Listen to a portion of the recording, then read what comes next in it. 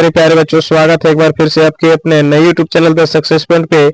प्यारे विद्यार्थियों, जैसे कि आप सभी को पता है कि जनवरी में क्लास 9 का एग्जाम होने वाला है और समय अब बहुत कम बचा हुआ है।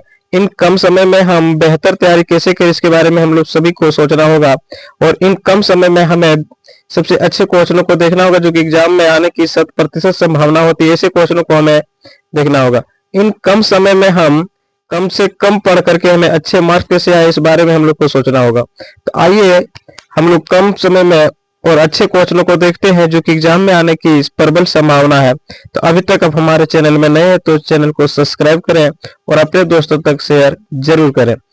तो प्यारे बच्चों, आइए हम लोग उत्तर के कुछ महत्वपूर्ण 50 MCQ क्वेश्चनों को देखेंगे जो कि एग्जाम में पूछा गया है और आने वाले एग्जाम में भी पूछने की 100% संभावना है। यहाँ से आप लोग को हुबहू क्वेश्चन एग्जाम में देखने को मिलेगा। तो आइए बिना देर करते हम लोग क्वेश्चन को स्टार्ट करते हैं। सबसे पहला क्वेश्चन है कि कोशिकाओं का ऐसा समूह जो आकृति में समान हो तथा किसी कार्य को एक साथ संपन्न करते हैं तो उसे कहते हैं। और ऑप्शन को देखेंगे अंग, अंगतंत्र, उत्तक और अंगक। तो प्यारे बच्चों, इसका राइट आंसर है ऑप्शन नंबर सी, उत्तक। क्वेश्चन नंबर 2 देखते हैं। क्वेश्चन नंबर 2 है वैसे पादप उत्तक जो विभाजित होने की शक्ति खो देते हैं उन्हें क्या कहते हैं। यानी कहने का अर्थ है कि वैसे पादप उत्तक जो विभाजित होने की शक्ति को खो देते हैं उन उत्तकों को क्या कहते हैं। सबसे पहले ऑप्शन को देखेंगे बीजोत्तक, दूसरा है अस्थायी उत्तक, तीसरा में है जाइलम और चौथा में है फ्लोएम। तो प्यारे बच्चों, इसका राइट हो जाएगा ऑप्शन नंबर बी, अस्थायी उत्तक। क्वेश्चन नंबर 3 है जड़ों एवं तनों की वृद्धि वाले भाग में किस प्रकार की बीजोत्तक पाया जाता है। यानी कि कहने का अर्थ है कि जड़ों एवं तनों की वृद्धि वाले भाग में, कहाँ पे, तो वृद्धि वाले भाग में किस प्रकार के बीजोत्तक पाया जाता है। पहला है शीर्षस्थ, दूसरा है पार्श्व, तीसरा है अंतरिष्ठ और चौथा है पेशीय। तो प्यारे बच्चों, इसका आंसर हो जाएगा ऑप्शन नंबर ए। क्वेश्चन नंबर 4 देखेंगे। क्वेश्चन नंबर 4 है अंतरिष्ठ बीजोत्तक कहाँ पाए जाते हैं। अंतरिष्ठ बीजोत्तक कहाँ पाए जाते हैं। जड़ों एवं तनों के शीर्ष में, तने की परिधि या मूल में, पौधे में, पर्व संधियों में या पत्तियों में। तो प्यारे बच्चों, इसका राइट आंसर हो जाएगा ऑप्शन नंबर सी, पौधे में, पर्व संधियों में। ठीक है। क्वेश्चन नंबर 5 देखेंगे। बीजोत्तक कोशिकाओं में कौन सा कोशिका अंगक नहीं पाया जाता है। ठीक है। पहला ऑप्शन है केंद्रक, दूसरा है गोल्जिका, तीसरा है माइटोकॉन्ड्रिया और चौथा है रसधानी। तो प्यारे बच्चों, इसका राइट आंसर है ऑप्शन नंबर डी, रसधानी। क्वेश्चन नंबर 6 देंगे। क्वेश्चन नंबर 6 है कि सबसे अधिक पाए जाने वाला सरल अस्थायी उत्तक क्या है। यानी सबसे अधिक पाए जाने वाला सरल अस्थायी उत्तक क्या है। सबसे पहले ऑप्शन में दिया हुआ है पेरेन्काइमा, दूसरे में है कोलेनकाइमा, तीसरे में अस्क्लेनकाइमा और चौथा में है जाइलम। तो प्यारे बच्चों, इसका राइट आंसर हो जाएगा ऑप्शन नंबर ए, पेरेन्काइमा। क्वेश्चन नंबर 7 देखेंगे। क्वेश्चन नंबर 7 में है कौन सा उत्तक पौधों को कठोर और मजबूत बनाता है। यानी कौन सा उत्तक पौधे को कठोर और मजबूत बनाता है। पहला ऑप्शन है पेरेन्काइमा, दूसरा में है कोलेनकाइमा, तीसरा में है फ्लोएम और चौथा में है अस्क्लेनकाइमा। तो प्यारे बच्चों, इसका राइट आंसर हो जाएगा option number B, sclerenchyma. Question number 8 है अस्क्लेनकाइमा उत्तक की भित्ति किसके कारण मोटी होती है। अस्क्लेनकाइमा उत्तक की भित्ति किसके कारण मोटी होती है। सबसे पहले ऑप्शन में है क्लोरोफिल, दूसरा में है लिग्निन, तीसरा में है सुबेरिन, चौथा में है लेटेक्स। तो इसका राइट आंसर है ऑप्शन नंबर बी, लिग्निन। ठीक है। क्वेश्चन नंबर 9 देखते हैं। क्वेश्चन नंबर 9 है जलीय पौधों में, कहाँ पे, जलीय पौधों में पेरेन्काइमा को क्या कहते हैं। काफी अच्छा क्वेश्चन है। जलीय पौधों में पेरेन्काइमा को क्या कहते हैं। सबसे पहले है ऑप्शन में क्लोरेन्काइमा, एरेन्काइमा, अस्क्लेनकाइमा और कोलेनकाइमा। तो प्यारे बच्चों, इसका राइट आंसर हो जाएगा ऑप्शन नंबर बी, एरेन्काइमा, जो कि ऑप्शन नंबर बी में है। क्वेश्चन नंबर 10 को देखेंगे। क्वेश्चन नंबर 10 है पौधों में लचीलापन का गुण किस ऊतक के कारण आता है? पौधों में लचीलापन किस ऊतक के कारण आता है? पहले में है जाइलम, दूसरा में फ्लोएम, तीसरा में कोलेनकाइमा, चौथा में है पेरेनकाइमा। तो प्यारे बच्चों इसका राइट आंसर हो जाएगा ऑप्शन नंबर सी, कोलेनकाइमा। ठीक है, option number C.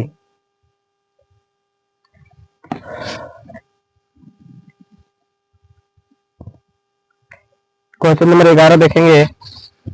Question number 11 है, उस सरल अस्थायी ऊतक का नाम बताइए। उस सरल अस्थायी ऊतक का नाम बताइए जिनकी कोशिकाएं मृत होती है।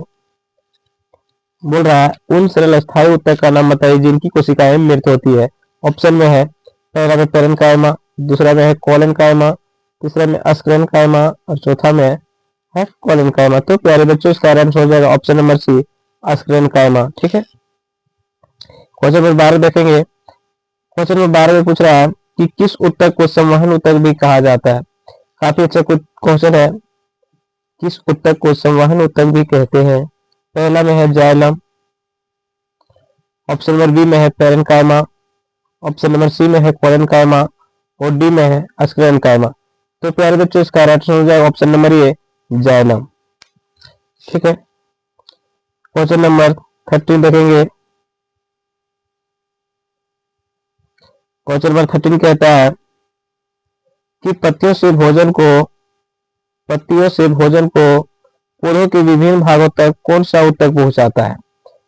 पत्तियों से भोजन को यानी जो भोजन है वो पौधों के विभिन्न भागों तक पहुंचाने का कार्य कौन से ऊतक करते हैं। पहला में है जाइलम, दूसरा में फ्लोएम, तीसरा में कोलेनकाइमा और चौथा में अस्क्लेनकाइमा। तो प्यारे बच्चों इसका राइट आंसर हो जाएगा ऑप्शन नंबर बी, फ्लोएम। ठीक है, क्वेश्चन नंबर 14 देखेंगे। 14 में है पादपों में किस ऊतक द्वारा जल एवं खनिज लवण का संवहन होता है। प्यारे बच्चों यह क्वेश्चन कई बार रिपीट हुआ है।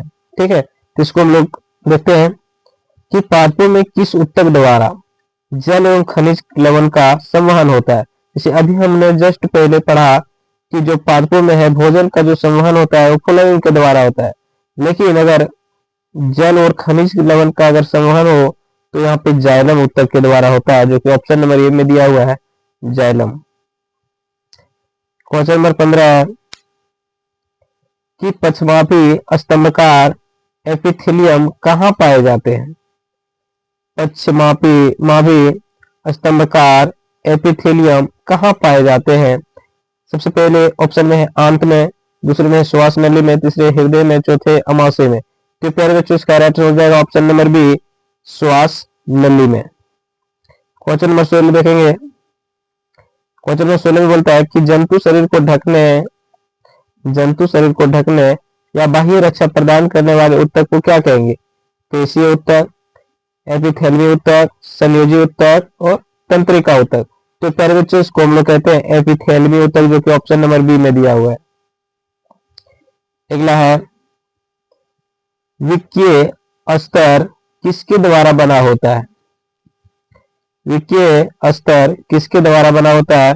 घनाकार एपिथेलियम, दूसरा में स्तंभकार एपिथेलियम, तीसरा में पक्षमापी एपिथेलियम और चौथा में है उपरोक्त सभी। तो प्यारे बच्चों इसका राइट हो जाएगा ऑप्शन नंबर ए। क्वेश्चन नंबर 18 में कह रहा है रक्त तथा अस्थि किस प्रकार का ऊतक है। रक्त तथा अस्थि किस प्रकार का ऊतक है। एपिथेलियम, संयोजी, पेशीय, तंत्रिका। तो प्यारे बच्चों आप लोगों को पता है कि रक्त किस प्रकार का ऊतक है, तो यह एक संयोजी ऊतक है, जो कि ऑप्शन नंबर डी में दिया हुआ है।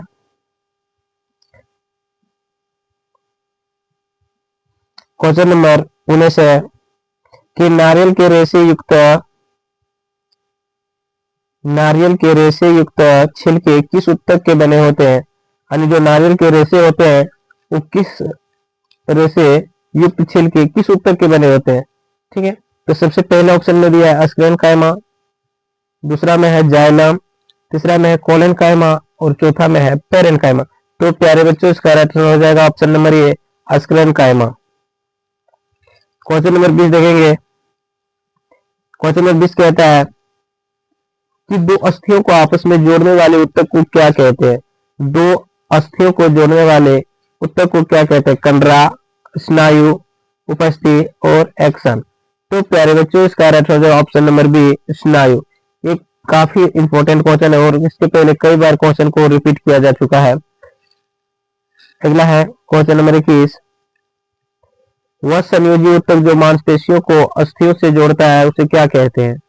वह संयोजी ऊतक जो मांसपेशियों को अस्थियों से जोड़ता है उसे क्या कहते हैं? डेंड्राइट, एक्सन, कंडरा, स्नायु।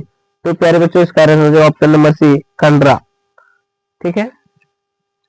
Question number 22। क्वेश्चन नंबर 22 कहता है कि उस संयोजी ऊतक का नाम बताइए जो नाक, कान, कंठ और श्वास नली में उपस्थित होता है। ठीक है। तो पहले ऑप्शन को हम लोग देखेंगे अस्थि, उपस्थि, एडिपोज और तंत्रिकाज। तो प्यारे बच्चों इसका राइट हो जाएगा ऑप्शन नंबर बी, उपस्थि। ठीक है। क्वेश्चन नंबर 23 देखेंगे। क्वेश्चन नंबर 23 कहता है कि उस ऊतक का नाम बताइए जो शरीर की गति के लिए उत्तरदायी है। यानी उस ऊतक का नाम बताइए जो शरीर की गति के लिए उत्तरदायी है। तो सबसे पहले ऑप्शन में है संयोजी, दूसरे में है पेशीय, तीसरे में तंत्रिका और चौथे में है एपिथेली। तो प्यारे बच्चों इसका राइट हो जाएगा ऑप्शन नंबर बी, पेशीय। ठीक है। क्वेश्चन नंबर 24 देखेंगे। क्वेश्चन नंबर 24 बोलता है कि निम्नलिखित में से कौन सा संयोजी ऊतक नहीं है? यानी इन चार ऑप्शन में से कौन सा ऐसा है जो एक संयोजी ऊतक नहीं है? पहला में है अस्थि, दूसरे में उपस्थि, तीसरा में है रक्त और चौथा में है कंकाल पेशीय। तो प्यारे बच्चों इसका आंसर हो जाएगा ऑप्शन नंबर डी, कंकाल पेशीय, जबकि अस्थि, उपस्थि और रक्त ये सब संयोजी ऊतक है। क्वेश्चन नंबर 25 देखेंगे। क्वेश्चन नंबर 25 देखिए ये रहा क्वेश्चन नंबर 25। क्वेश्चन नंबर 25 कहता है कि कार्डिक पेशीय ऊतक कहाँ पाया जाता है? कार्डिक पेशीय ऊतक कहाँ पाया जाता है? पहले ऑप्शन में हाथ और पैर, दूसरा में हृदय, तीसरा में आंख की फलक एंड चौथा में है फेफड़ा। तो प्यारे बच्चों इसका राइट हो जाएगा ऑप्शन नंबर बी, हृदय। जो कार्डिक पेशीय होते हैं, ठीक है, वो हृदय में पाया जाता है, जो कि ऑप्शन नंबर बी में दिया हुआ है। क्वेश्चन नंबर हम लोग 26 की ओर बढ़ते हैं। क्वेश्चन नंबर 26 कहता है कि तंत्रिका ऊतक की इकाई को क्या कहते हैं? यानी तंत्रिका तंत्र की इकाई को क्या कहते हैं? तो आप सभी को पता है कि इसे हम लोग न्यूरॉन कहते हैं, जो कि ऑप्शन नंबर 1 में ही दिया हुआ है। ठीक है। Question number 27। क्वेश्चन नंबर 27 है कि मस्तिष्क मेरुरज्जु तथा तंत्रिका किस ऊतक की होती है? मस्तिष्क मेरुरज्जु तथा तंत्रिकाएं किस ऊतक की होती है? सबसे पहले में ऑप्शन में है पेशीय ऊतक, दूसरा में तंत्रिका, तीसरा में संयोजी और चौथा में है उपस्थि। तो प्यारे बच्चों इसका राइट ऑप्शन नंबर बी, तंत्रिका ऊतक। ठीक है। Question number 28। क्वेश्चन नंबर 28 कहता है कि किस प्रकार के ऊतकों की क्रियाशीलता के कारण वार्षिक वलय बनते हैं? यानी जो वार्षिक वलय बनते हैं वो किस प्रकार की ऊतकों की क्रियाशीलता के कारण होती है? तो सबसे पहले ऑप्शन में दिया है संवहन ऊतक, दूसरा में है पार्श्व ऊतक, तीसरा में है शीर्षक ऊतक एंड चौथा में है दृढ़ ऊतक। तो प्यारे बच्चों इसका राइट हो जाएगा ऑप्शन नंबर ए, संवहन ऊतक। ठीक है। Question number 29। क्वेश्चन नंबर 29 कहता है कि निम्न में से कौन सा फ्लोएम का भाग नहीं है? यानी इन चार में से कौन सा ऐसा है जो फ्लोएम का भाग नहीं है? पहला है चालनी कोशिका, दूसरा है फ्लोएम पेरेन्काइमा, तीसरा में है जाइलम ट्रैकेड, चौथा में है चालनी नलिका। तो प्यारे बच्चों इसका राइट आंसर हो जाएगा ऑप्शन नंबर सी, जाइलम ट्रैकेड। ठीक है। क्वेश्चन नंबर अगला देखेंगे 30। क्वेश्चन नंबर 30 कहता है कि आहार नली, ठीक है, आहार नली तथा मुंह का स्तर किस एपिथेलियम से ढका होता है? किस एपिथेलियम से ढका होता है? तो पहले ऑप्शन में हम लोग देखेंगे सल्की एपिथेलियम, दूसरा में स्तंभाकार एपिथेलियम, तीसरा में कह रहा है घनाकार एपिथेलियम एंड चौथा में है पक्षमावी एपिथेलियम। तो प्यारे बच्चों इसका राइट आंसर हो जाएगा ऑप्शन नंबर ए, सल्की एपिथेलियम। ठीक है। क्वेश्चन नंबर 30 देखते हैं 31। क्वेश्चन नंबर 31 ये रहा क्वेश्चन नंबर 31। क्वेश्चन नंबर 31 कहता है इनमें से कौन न्यूरॉन का भाग नहीं है? इनमें से कौन न्यूरॉन का भाग नहीं है? सबसे पहले में है तंत्रिकाज, डेंड्राइट, केंद्रक और माइटोकॉन्ड्रिया। तो प्यारे बच्चों इसका राइट आंसर है ऑप्शन नंबर डी, माइटोकॉन्ड्रिया। ठीक है, क्वेश्चन नंबर 32 में देखते हैं। क्वेश्चन नंबर 32 कहता है कि दो तंत्रिका कोशिकाओं के मध्य खाली स्थान को क्या कहते हैं। यानी दो तंत्रिका कोशिकाओं की जो मध्य खाली स्थान होता है, उन खाली स्थान को हम लोग क्या कहते हैं, तो उसे हम लोग सिनेप्स कहते हैं, जो कि ऑप्शन नंबर बी में दिया हुआ है। ठीक है, क्वेश्चन नंबर 33। क्वेश्चन नंबर 33 कहता है हमारे शरीर में वसा का संचय किस ऊतक में होता है। यानी जो वसा का संचय होता है वो किस कहाँ पे होता है, तो पहले में है कंडरा, दूसरा में अस्थि, तीसरा में रक्त, चौथा में है एडिपोज। तो प्यारे बच्चों इसका आंसर हो गया ऑप्शन नंबर डी, एडिपोज। ठीक है, क्वेश्चन नंबर 34 देखेंगे। कहता है एक तंत्रिका कोशिका की लंबाई लगभग कितनी होती है। काफी अच्छी क्वेश्चन है। एक तंत्रिका कोशिका की लंबाई लगभग कितनी होती है। 20 centimetre, 10 metre, 1 metre and 10 kilometre. तो प्यारे बच्चों इसका right answer option number C, 1 metre. ठीक है, क्वेश्चन नंबर 35 इसमें कहता है कि कौन से ऊतक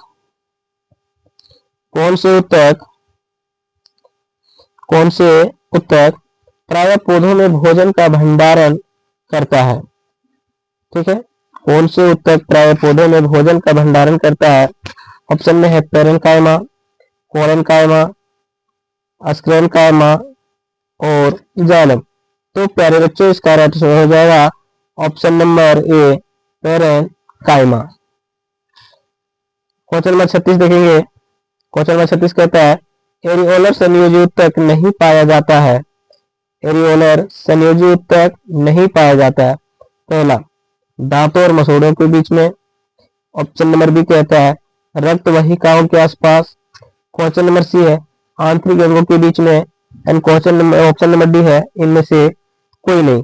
तो प्यारे बच्चों आप लोग को पता है कि एरियोलर संयोजी ऊतक जो है, ठीक है, कहाँ पे नहीं पाया जाता है, तो ऑप्शन नंबर ये दांतों और मसूड़ों के बीच में नहीं पाया जाता है, बाकी सभी जगह पे पाए जाते हैं।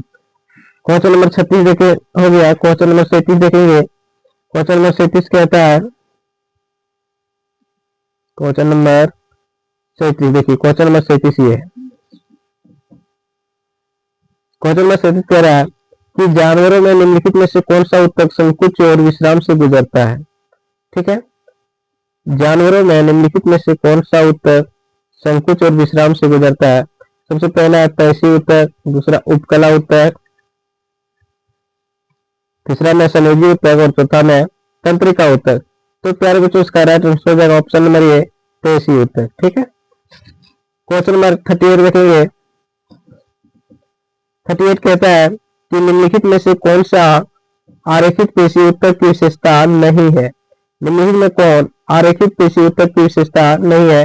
सबसे पहले ऑप्शन में दिया हुआ है यह आंख की पलक, फेफड़ों की श्वसनी आदि में पाया जाता है। दूसरा में है यह एक केंद्रीय होता है। ऑप्शन में सी में है यह प्रकृति में अनैच्छिक होते हैं। ऑप्शन नंबर डी कहता है यह आकार में बेलनाकार होता है। यह आकार में बेलनाकार होता है। तो प्यारे बच्चों इसका राइट आंसर हो जाएगा option number D, option number D. ये आकार में बेलनाकार होता है। क्वेश्चन नंबर 39 देखेंगे। 39 में कहता है कि निम्नलिखित में से कौन रेखित पेशी गुण नहीं है। निम्नलिखित में कौन रेखित पेशी का गुण नहीं है। सबसे पहले ऑप्शन में है कि इन पेशियों को कंकाल पेशी भी कहा जाता है। दूसरा में है ये अधिकतर हड्डियों से जुड़ी होती है। तीसरा में कह रहा है इनकी कोशिकाएं बेलनाकार तथा बहुनाभिकीय होती है। ये तीनों तो सही बात कह रहे हैं। चौथा में क्या कह रहा है ये प्रकृति में अनैच्छिक होते हैं, बिल्कुल गलत। इसका राइट आंसर हो जाएगा ऑप्शन नंबर डी।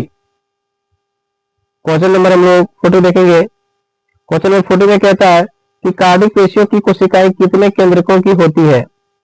जो कार्डिक पेशियों की कोशिकाएं होती है कितने केंद्रकों की होती है। तो सबसे पहला ऑप्शन में दिया हुआ है एक केंद्र की है, दूसरा में है द्विकेंद्र की है, तीसरा में है बहुकेंद्र की है और चौथा में है इनमें से कोई नहीं।